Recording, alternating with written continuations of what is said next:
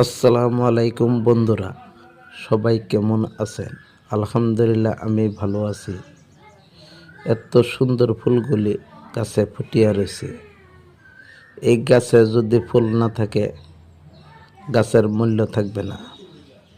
ওই জন্যে এই গাছকে সাজায় রাখছে ফুলে, আর ফুল সাজায় রাখছে এই গাছকে।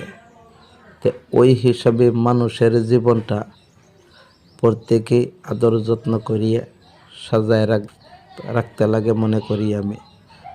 কারণ যদি জীবনটা মানুষের বাঁচিয়া না থাকে, তো টাকা পয়সা দিয়ে কি করব?